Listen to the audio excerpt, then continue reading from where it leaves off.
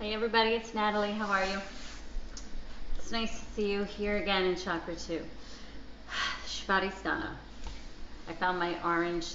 These pants are kind of perfect for us to be in second chakra, but moving up to third chakra, it's a lot staying in the root and then moving up to second chakra.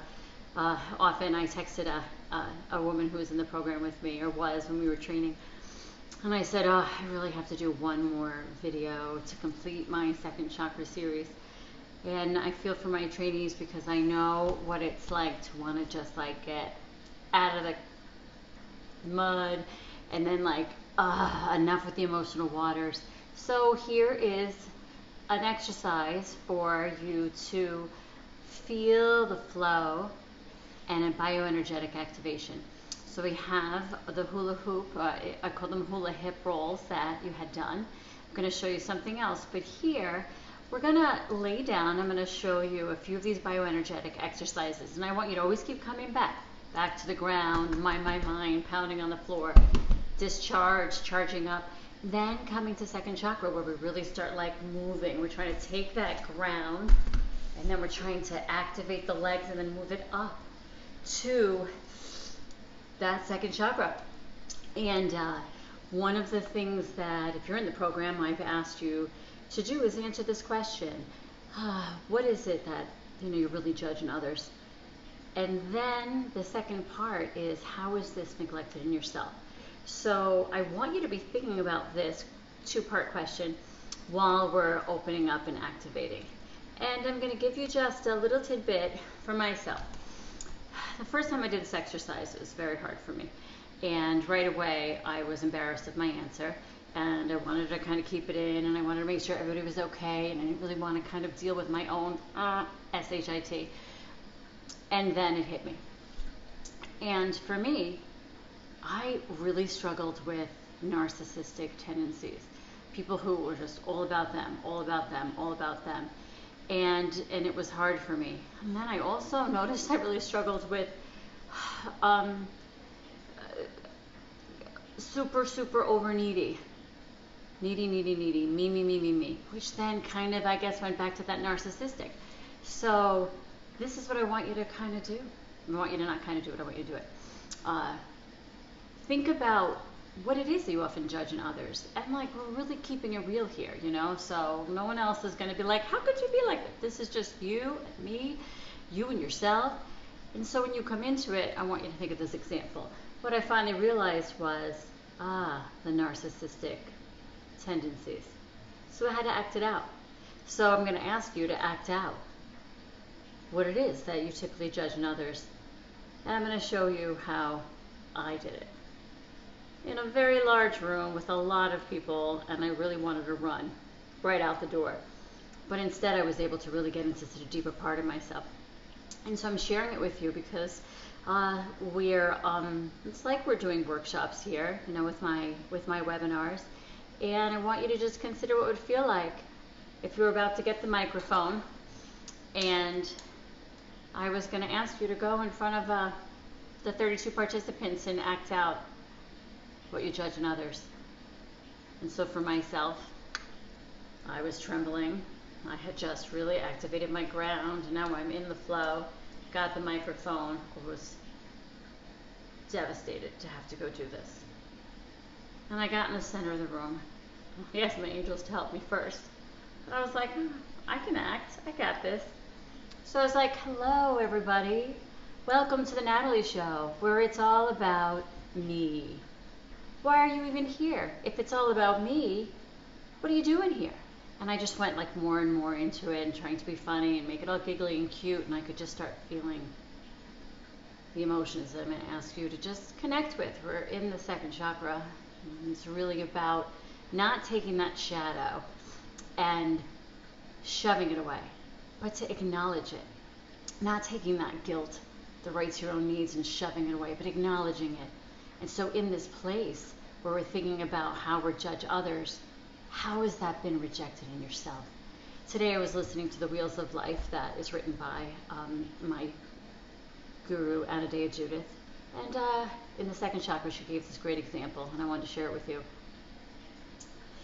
you're really dieting and you want to only eat healthy, so you make yourself a very healthy sandwich and you bring it to work. And you don't want to like binge. You don't want to eat it before it's supposed to be your right time. You know, it's like rigid, rigid, rigid.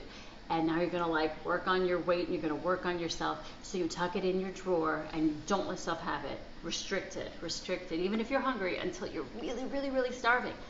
And something else happens and boom, boom, life happens, and maybe you don't even eat, or somebody else gives you lunch or whatever. And then like 3 weeks later, you're sitting at your desk and there's this really strange smell. What is that smell? And then you open your desk and you just dig in, only to find this like rotten, really, really decaying something that was just for you. But you had to neglect it again. And you forgot about it. And that's the shadow work. And that was a great example that Anazea had given. And I heard it this morning and I thought, oh, this is really, really helpful for today. I'm asking you to like not tuck away. Not do that. Bring this back out. And that's the guilt. The right to our needs, shadow guilt. So here we go. I'm acting it out. It's all about me. What are you doing? Why are you here? This is a Natalie show. And then the more I could feel it, the more I started realizing it's all about me. Why isn't anybody here? Why isn't anybody paying attention when I was so little and I was so neglected? So many horrible things were happening. Why did I have to tuck it away, tuck it away, and tuck it away, tuck it away, when it was supposed to be all about me? 2-year-old. That's how, 2-year-olds get to be. And the more I went around that circle, and I was doing the like, Natalie, Natalie, Natalie, the more I could feel the starting to come. And the more I realized I spent so much of my childhood, as I know that you guys, if you've watched the part of this video, having to really figure out like what I needed to do, how I needed to be, and really take care of my own needs and not need too much, so that it would be okay, so I wouldn't have to feel the loss or feel, right, that shadow, feel those needs. So I tucked that away in the drawer, tucked it away, away, away. And then when I was finally ready to open it and bring it back out, there was a lot of sludge to work through. And it still gets caught up and kinked up, and that's why I do the work I do, because it's daily rituals and habits. I asked you to face a fear daily. Now I'm asking you to create a need. Release the guilt. Phone a friend. Can I just talk about something for a second? I love you so much. Can you just like make it about me for a minute? Try that. The hand massage. I have been cut my hair. I gave myself a spa treatment. I lightened it. I made this week, and I really get into my work, I made this week time for our portable hot tub that we bought on Amazon for not tons of money. I did some therapeutic work for myself. I really want to embrace, and even though I've been doing this for so long, there's always another level and another layer. And to get really into it, to really be able to be here in the second chakra with you, it's authentic, it's important, and there's always more. So I want to thank you. I want to thank you for taking time to consider what's been neglected and how is this rejected in yourself. It was so all about what my mother did and needed, and that just kept going, and not because she was a horrible human, but because of the trauma. And not even being able to be, I was noticing in my videos, not even being able to talk or recognize that there was actually someone who died. My father died. Never being able to make it about that. It always had to be then about my mother. So it's just another part of this that we'll work through. But to think about how it is for yourself, how it was as a child, and now as an adult. And also to think that like the shadow side of second chakra, if there's any type of sexual abuse, deep, aggressive, rigid behavior treatments, over guilting, over restricted food, any of those types of traumas of the second chakra, they can be embedded here. And then I just want to say on a separate note, any type of sexual trauma at any time in your life really shows up in this area, no matter what age. You know, we can always come back, and this is our first developmental process when we're 2 years old. So we're developing the neuromuscular lock and understanding it. So this is where, you know, we're really rocked and held, really, really supported. And if that wasn't, you know, for you, not just saying, of course, when I talk about my own trauma, it's a pretty significant one, but I married a beautiful man who I think is very comfortable for me to share this, and he's the youngest of 6. So although we had 2 very loving parents and doting brothers and sisters, 6, you know, like there's only so much. I'm sure he was like placed and put and hold Johnny, you know, like shared, you know, which gives him great strengths. But to be able to be like held and nurtured just from your mom, and I know that you got a lot of that, but just to recognize that, how that might feel for someone who, the youngest of 6, when I offer something to John, and I'm like, let me do this for you, let me do that, he's always like, I got it. And not that he doesn't love me to do things for him, but he's very comfortable doing that himself because he was really pre-programmed that way.